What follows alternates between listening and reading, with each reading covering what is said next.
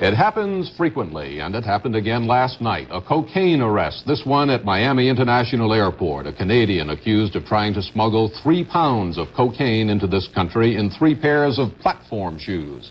Its estimated value on the streets, $700,000.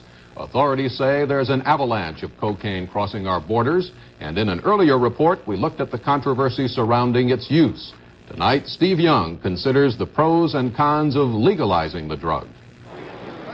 Just 1 month before the tall ship Gloria from Columbia, South America, graced New York Harbor during the Opsail Bicentennial celebration, she was stopped and 13 pounds of cocaine were found on board. Although that stash was worth about $3 million, it amounted to just a trickle of the total cocaine smuggled into the U.S., by one estimate, a ton a week. Most cocaine comes from South America, frequently hidden in ingenious ways.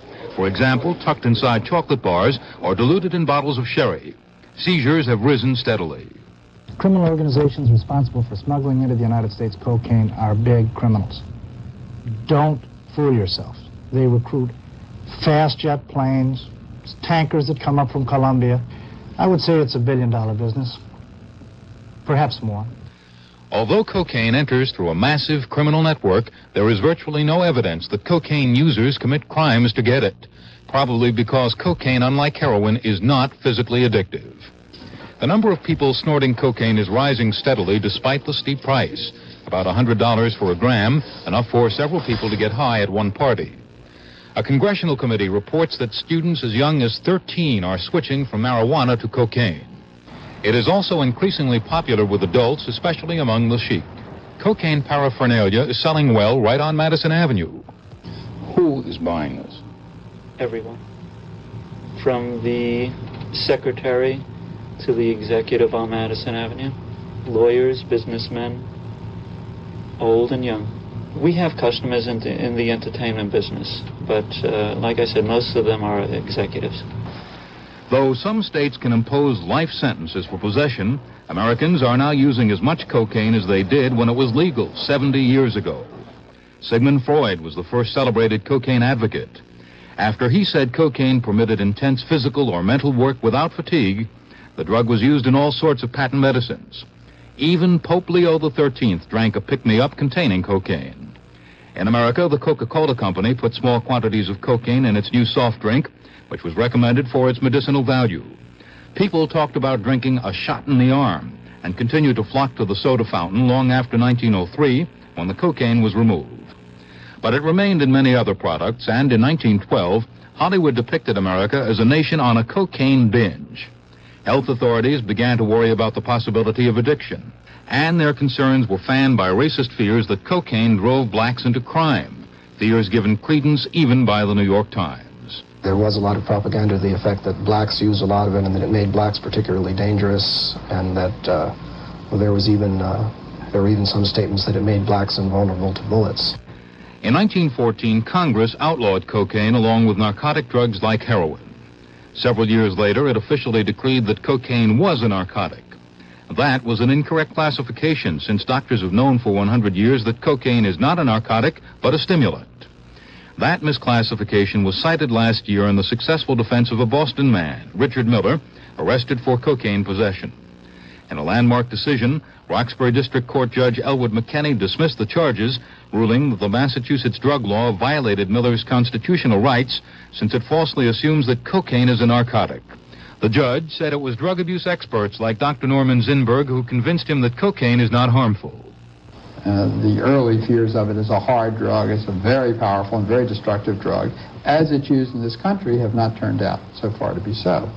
The scientific evidence which was introduced in the trial does not indicate there'd be any harm if cocaine were decriminalized and if the price was low enough so that anybody who wanted could use it.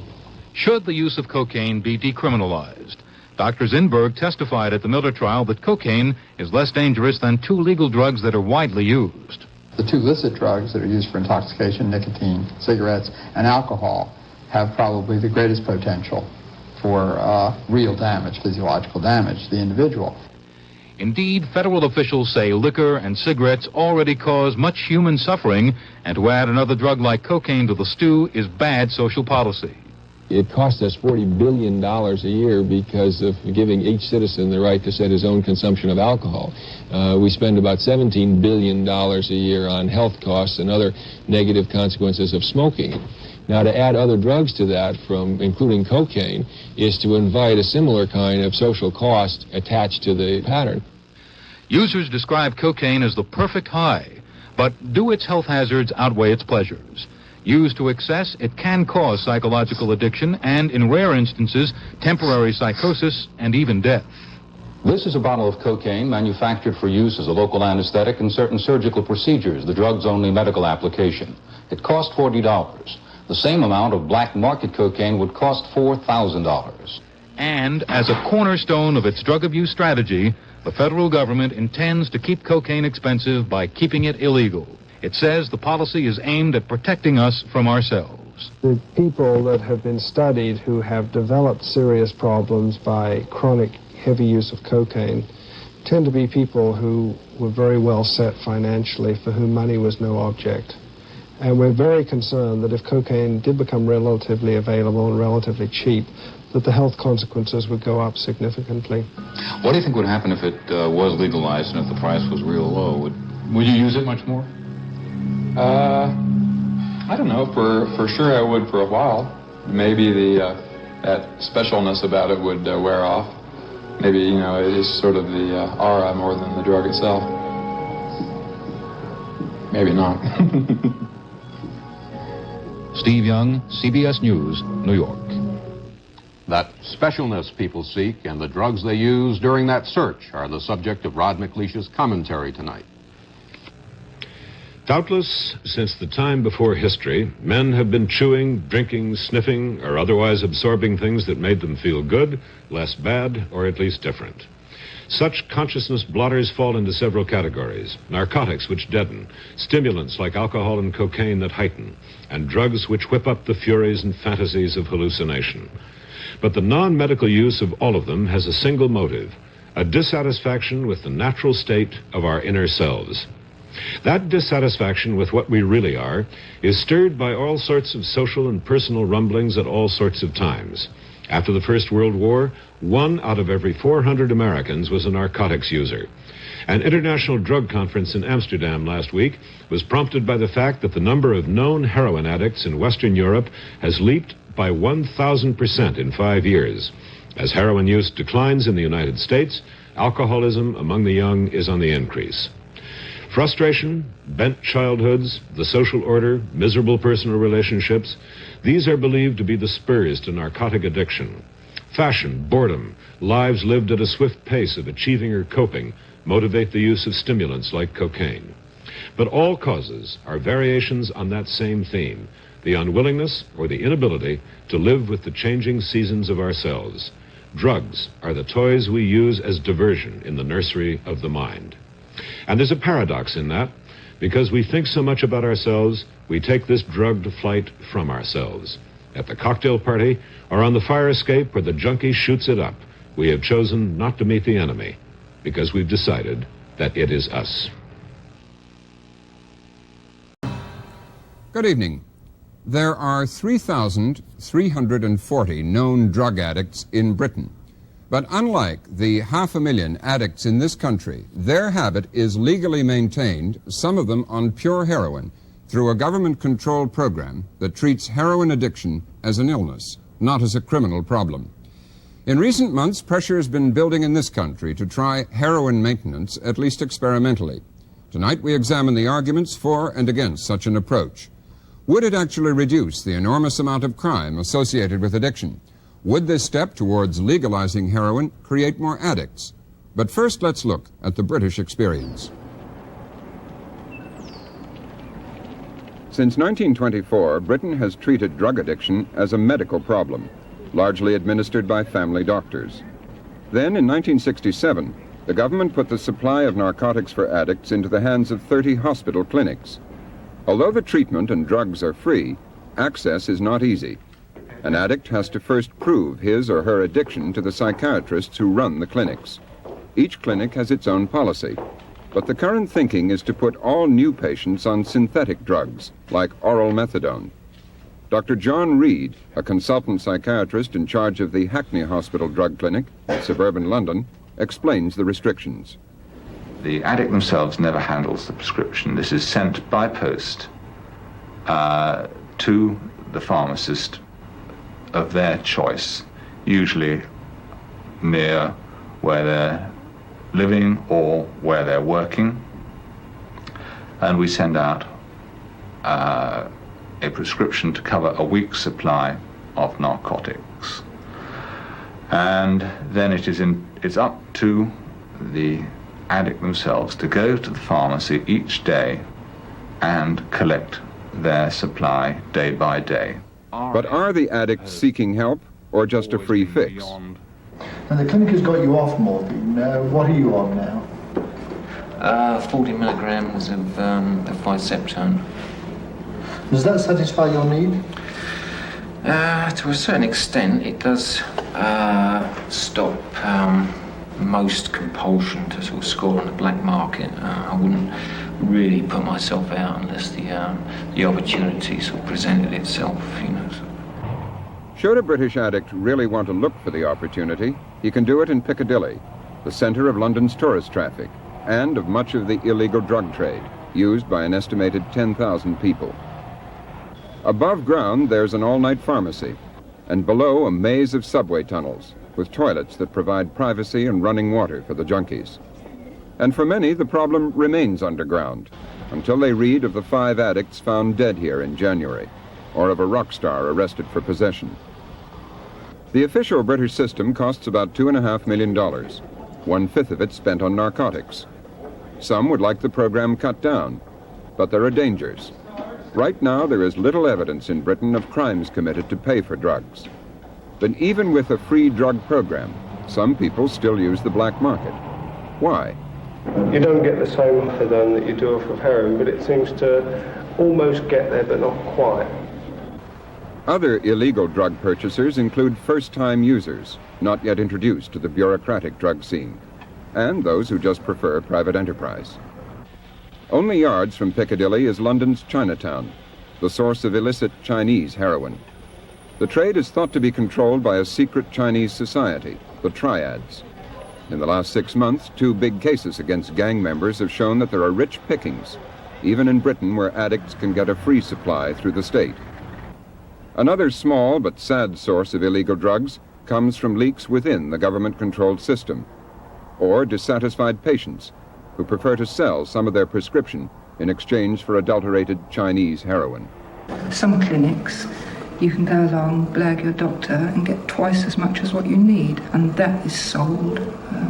People who get far bigger scripts than they need, they then sell them. I think that's probably true. I once got no proof of it, but one does hear that rumour very often, yes. I think if it's true, it's obviously very regrettable. Even though government officials do not consider drug addiction a major problem in Britain, the present system does not satisfy everyone. There's presently an inquiry into the program and concern that the real dimensions of the problem aren't known. Some critics say the policy of putting new patients on synthetic drugs, such as methadone, is forcing people back to the black market. It would be better, they say, to allow new patients to remain on heroin, as long-time patients are. If this doesn't happen, they warn, it could mean a proliferation of illegal drugs and open the door to the large drug syndicates. One critic of the system is London Times reporter Stuart Tendler. I think our system tends to work as a means of control. In the 60s, when the system was originated, it was seen as a method of controlling a disease. Addiction was seen as a form of disease.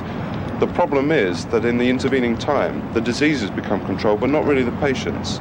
We have very few patients cured. I think one very good measure of our success over the years has been the fact that for quite a long time now, having started with a quite unstable population, we're now in the situation where year in, year out,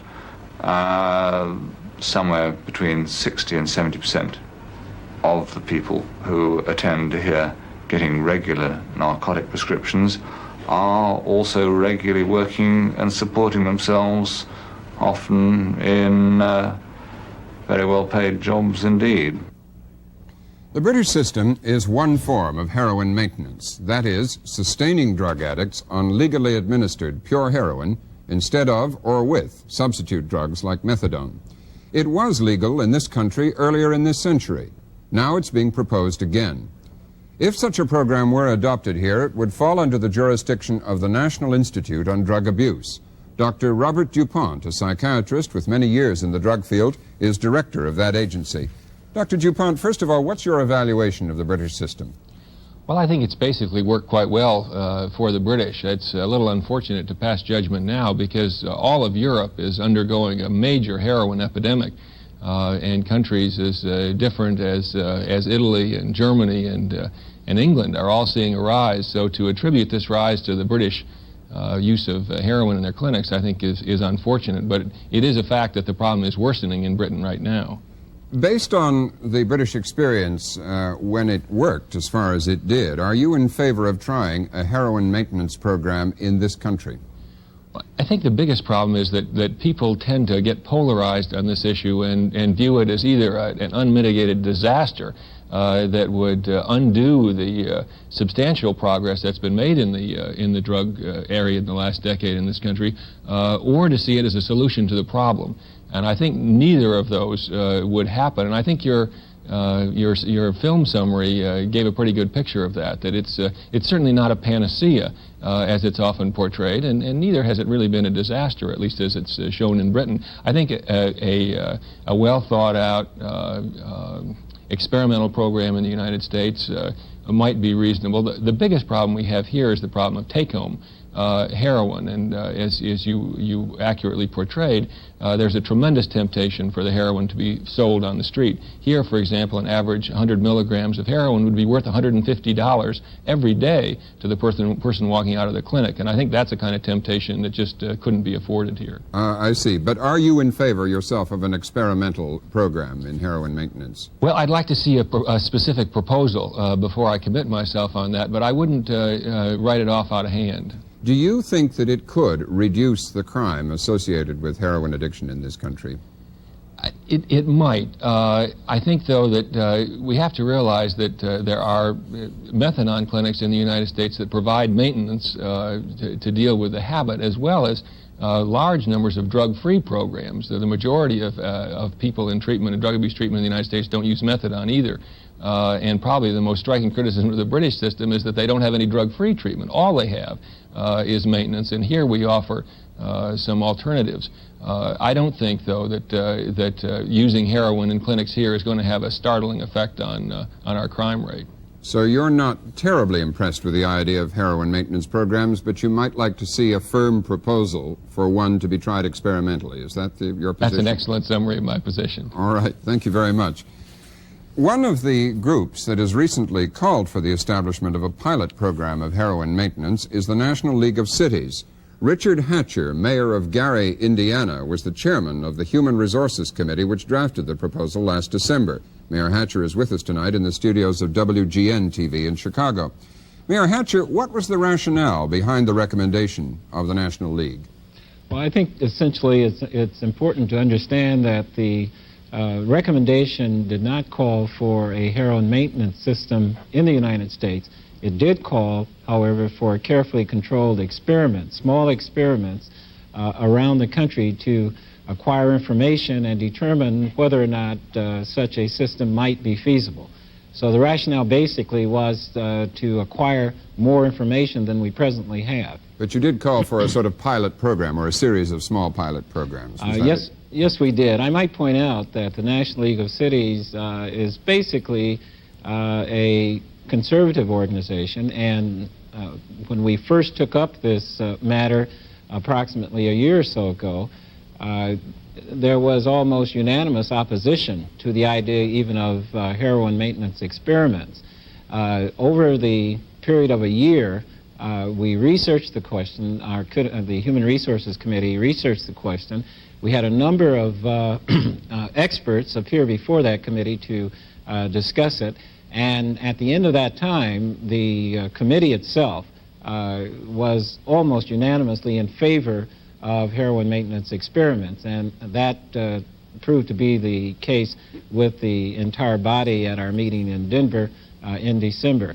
But I do want to point out that it was a matter, first of all, of last resort. The feeling was that heroin maintenance should be attempted only as a matter of last resort, and that we ought to try all the other modalities before going to that. And secondly, that we are calling for, at this time, small, very carefully controlled experiments. I see. Is it your feeling, your own personal feeling, that this could be a way to reduce some of the crime that afflicts cities like yours where there is a drug problem? Well, I think that the experiments themselves will be very difficult because if you have one area, for example, one neighborhood where heroin might be available to the addict from a clinic, and in other parts of the city the heroin is not available on that basis, then I think you have a serious problem, as I think Dr. DuPont alluded to. But I do feel that if it were possible to take the profit out of the sale of heroin in this country, there is no question that there is a system of heroin distribution that exists in this country, operated primarily by the underworld, and that anyone who has the price can, in fact, purchase the heroin for use. So if it were possible to take the profit out of that business, as it were, then at least I think we would see some mitigation of the crime, the byproduct of crime that we are presently experiencing in most cities in this country. Now, to what degree, to what extent crime would be reduced, I'm not in a position to say, although there has been some efforts to determine that. I think there was a Detroit study that did suggest that there was a direct connection between the availability of heroin on the street and the incidence of certain types of crimes. And I think the National League of Cities would like to gain more information in order to make a judgment in that respect. Okay, thanks, Mr. Mayor. We'll come back. But what about the communities these clinics would be placed in if they were established? Do the people in the inner cities of this nation really want this approach? One man with some experience in this is Amos Hennicks, Program Director of the Manhood Foundation in New York. Mr. Hennicks is a former addict himself and the founder of Reality House, the first drug-free treatment center for addicts in New York City. Mr. Hennicks, what's your reaction to the idea of heroin maintenance programs? Well, I'm against any type of maintenance. You're against maintenance with methadone or any other substitute or heroin itself? Right, because I think what's not being said is who's going to make the money, the government or the mafia? If we really take into consideration all of the programs that have been tried, that have failed, the only one that hasn't had a decent exposure is the private sector, drug-free clinics. Everyone feels that they have some ideas about what should be done about drug addiction when they don't have the experience, when they don't live under the adverse conditions that the majority of the drug addicts live under. And when we make a comparison between the English experience and the American experience, there's no similarities that can be made. We're talking about two different countries. And the cultural difference is so good, that it's so great that it overrides any similarities based on heroin addiction, you think? Yes, of course. You don't even have to go to England. Just go to Brooklyn. You go around the corner, you're in another cultural situation. Programs has to be designed in order to fulfill the needs of the people that's involved. I see. Are you convinced yourself that using heroin legally administered might not remove some of it from the street market and therefore help to reduce the crime that's associated with it? I have no reason to believe otherwise. They've tried several types of programs. Methadone is a big flop. It's a big failure, even though the system is still trying to find some way to justify methadone maintenance. Now they're going to bring heroin in. If it's not codeine, it's another. They're looking for the magic pill. There is no magic. There's no way to deal with that other than to get people to accept certain responsibilities and include these people in the realities that they're a part of. Give them some say. Let them determine what they need. I'm not against doctors. They're all right. They have their place. But we cannot continuously look at doctors if they're superhumans. I see. You live in Harlem and you work in Harlem. What would be the reaction of the community there if somebody did set up a clinic or a center where there was heroin administered legally? It would be completely negative if I can believe what my colleagues and other people that I see every day say, that they're not above blowing one of those institutions up if they establish it in Harlem. We've had enough. You see, the black community has had enough of experimentation in every aspect of existence, especially in the drug area. Like the idea that the black is the original drug addict is not the case at all. We do not grow heroin in Harlem. We do not grow poppy in Harlem. We do not grow any drugs in Harlem. These drugs are brought to Harlem. I see. Would you tell us, just briefly, how you ended your own addiction, how you overcame that? By being in a situation where I could begin to understand that the responsibility for my life was my own, to be able to look within myself and have the freedom to do so. If someone told me at my weakest point that the thing for you to do, Amos, is to get high and stay high, right now you would be talking to an addict. I've been free of drugs at least 18 years. So I can't agree with that type of mentality that says, well, let's give them what they want, even if it kills them. In other words, if there had been a maintenance program in your day, either heroin or methadone or anything, to keep you high, you'd still be an addict today. I'm almost certain of it. I see. Mayor Hatcher, how do you react to Mr. Hennick's comments? Well, I think, first of all, Mr. Hennick is certainly in a much better position to know than I am, and he certainly he knows about Harlem far better than I do. But I did find one very interesting point. When the National League of Cities adopted the policy on heroin maintenance, I received probably a greater reaction from that from around the country in the form of letters than any other issue in the 8 or 9 years that I've been mayor. And the interesting thing to me was that a large number of those letters came from addicts themselves. And I would say 98, 99% of those letters said this would be a good idea. This is something that should have been done long ago. I talked to addicts in my own city, in Gary, about this program. I found none of them who were negative towards the idea. Most of them were very positive towards the idea and felt that this might very well be the answer or the solution. Now, I do want to say, and I agree with Mr. Hennick, that if the program is simply to provide heroin to an addict, then I don't think that solves many problems. Maybe it might reduce the crime that's associated with it, but beyond that, I don't think it does anything for the addict. But I would see such a program being coupled with, first of all, of course, education, being coupled with treatment, other kinds of treatment, the idea of moving an addict from heroin as quickly as possible to some other drug and perhaps into a completely drug-free situation. You're talking about something like what's called an induction program, I think, where you attract the addict into it by promising heroin, then after a year or so you take him off that and move him on to other things. Assuming he's able to do that. And yeah. I might point, in our own city, we have two programs. We have a methadone treatment program, thanks to Dr. DuPont, and we also have a program that attempts to provide a drug-free situation for addicts. And I must say that right now the methadone program seems to be working well. And I say seems to be, I believe that it is working well. The other program, it had, I think, some success, but not a great deal. It was very difficult to create the kind of atmosphere that would permit an addict to remain drug-free for very long. And I'm not saying that's a failure. I think those programs ought to be continued. We ought to continue to try, but I'm not sure that they represent the total solution to the problem that we're confronted with either. Mayor Hatcher, I'd like to get Dr. DuPont's reaction to Mr. Hennick's objection to any kind of maintenance program as something that's just going to keep a person an addict. Well, I think What are the statistics on that, to your knowledge? Well, the statistics are that both the drug-free programs and the maintenance programs have more successes than most of us have anticipated. We followed up a group of 1,000 people who were admitted to federally funded drug treatment programs because of heroin addiction in the 1969 to 1971 period.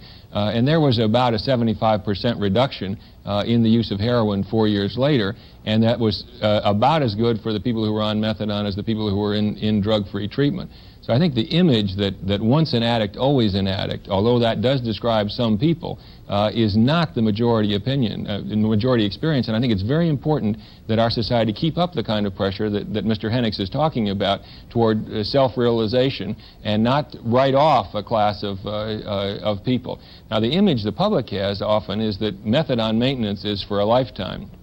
And this is simply not the case. Most people who enter methadone programs are not happy with the programs, with all the restrictions on their movements, all the compulsory urine tests and everything else. And because of the widespread feeling in the community of opposition to any kind of maintenance, they are highly motivated to get off, and most of them do.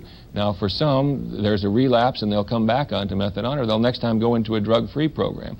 But I think the principle here that is terribly important is that in the last few years, after decades, literally, of ignoring the problem, the human problems of addiction, this country has made a substantial commitment of resources. 60% of our national resources in the drug abuse field are going into providing treatment experiences, both drug-free, detoxification, and maintenance experiences. And that kind of commitment, I think, is terribly important. We don't need a heroin lure to bring people into treatment. The fact is the treatment programs of this country are full, whether we're talking about Gary, Indiana, or Harlem, or Des Moines, Iowa. The fact is that drug treatment programs are full, and what we need to do is to provide more funds for drug treatment programs of all kinds in this country. We don't need to lure more people into treatment. Mr. Hennicks, Dr. DuPont seems to think that maintenance programs are working, at least methadone maintenance programs. Well, that has not been my experience. Some people can benefit from almost anything. But my experience has been that when a person is put on maintenance, especially methadone maintenance, in the community that I live and socialize in and work in, when I say Harlem, I'm not talking about a location necessarily in New York City. I'm talking about a Harlem anywhere that you find it in this country. One of the things that I'm saying is that when a person is on methadone, if he is inclined to steal, methadone will not stop him from stealing. The assumption there is that drugs is the problem. Drugs is not the problem. It's a symptom of a problem. If you're talking about guys on methadone, you're talking about a guy that goes in the clinic, sustains himself, and goes out and gets bombed on wine or whatever else is available. And the idea is beautiful, but in the practice, there's a lot to be desired. I haven't seen a program that can fulfill the needs, not everybody's needs. Is your objection to this that when you hear about maintenance, and especially the new idea of heroin maintenance, that it may be directed more at trying to cut down on the crime than it is at treating the addict? Listen, I'm convinced of it. First of all, the system is saying we don't know what to do with it. So let's just give them what they want. I haven't met an addict that wouldn't promise you anything. And if you put me on heroin, I'll really change. Let me ask the mayor about that. That's not true. Let me ask the mayor about it. Mayor Hatcher, when you think of it, heroin maintenance or any of these programs, is the thing in your mind as the mayor of a city with a crime problem associated with drugs, look, the main thing is cutting down the crime? Is that the chief impetus behind this? No, I really don't think so, not for myself at least, but I do think that it's important to keep in mind that right now the drug problem is a huge political problem in this country, and that as a matter of fact the problem of crime is a political problem. There is hardly a community in this country that you could not go to a city council and ask for a large appropriation for your police department to fight crime. You'll get it in a moment. You wouldn't have any problem getting it. But if you went to that same city council and asked for a program to provide drug education or drug treatment, then you'd have all kinds of problems. What I see heroin maintenance doing as one possibility, one thing it might do, is to take away some of the hysteria that surrounds the whole problem of crime associated with drugs, and create an atmosphere within which we in fact can persuade the various governmental agencies, both local, state, and federal, to appropriate more funds for treatment and for perhaps doing some of the things that Mr. Hennick has in mind. But in the present atmosphere, I don't think that's very possible. I think when you talk to people about drugs today, the first thing they want to know is how can we hire more policemen? How can we have a tougher law enforcement with regards to drugs? And I think Mr. Mayor, excuse me, we have less than a minute. I just want to see what Dr. DuPont thinks about that. Do you think this could be politically the lever to, as the mayor puts it, reduce the hysteria surrounding this? Well, I think we've made heroin a devil drug too long. I don't think heroin is that different from a lot of other drugs, so I think it would have that effect. Unfortunately, I think that the general public would be turned off even more by drug treatment than they are now, so I'm not sure it would be a net benefit. I'm afraid it might be a loser for us. Well, I think we have to leave it there. Thank you very much, Dr. DuPont in Washington, Mayor Hatcher of Gary in Chicago this evening, and Mr. Hennigs here in New York with me. Jim Lehrer is on vacation this week. I'll be back tomorrow night. I'm Robert McNeil. Good night.